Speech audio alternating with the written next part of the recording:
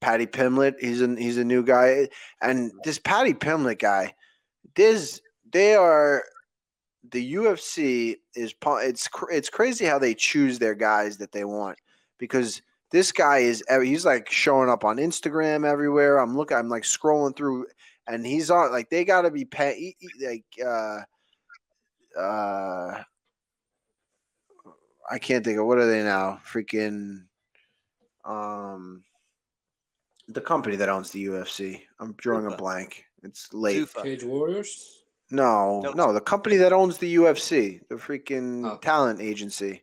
Oh, okay. WME. No, that's WME Endeavor. All them.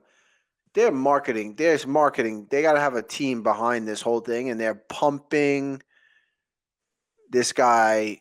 There's no way people care about this guy that much. They're pumping this guy like crazy. They're getting him followers. They're doing, unless in England it's a different story.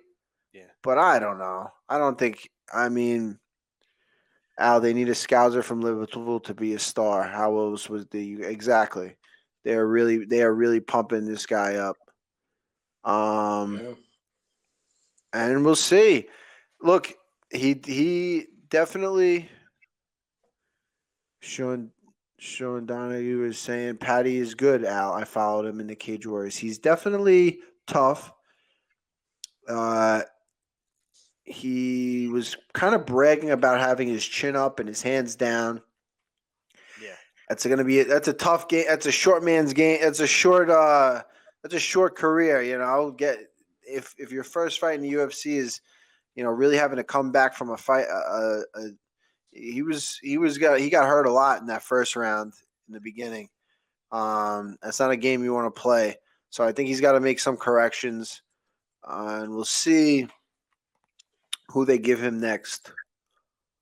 But he's got the talk. He's got a look. I don't know what his look is. He kind of looks like a serial killer / Beatle. He looks like one of the Beatles or something. But also looks like he could be a guy that has a few hookers in his trunk. You know what I mean? Like stuffed in there, something. Wow. The guy can fight. He's tough, but he's gonna have to tighten up his game. But it's his first fight in the UFC, and he talks a big game. Oh, absolutely! I think that was a great debut. The kind of everything you want. A little bit of controversy, the comeback. But you can't fight like that every time, and if you do, it's not going to be for a long time. His chin's up in the air and his hands are low. Does hit with some power, but that's something he's going to have to work on. He was bragging about it. He says us Scousers don't get knocked out. This is the UFC, my guy.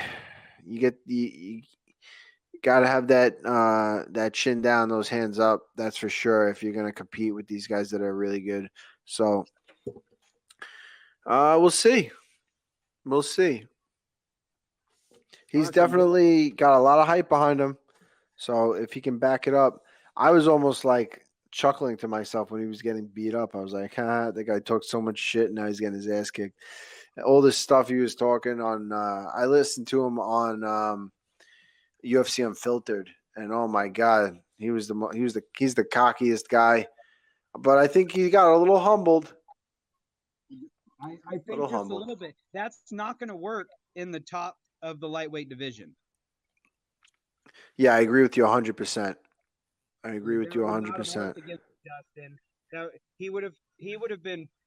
That shot would have finished him if it would have been Poirier, Gaethje, you. Yeah, I think if that guy was a little bit more experienced and a little more patient with finishing him, he could have got Pimblett out of there. The guy Pimblett, he looked tough.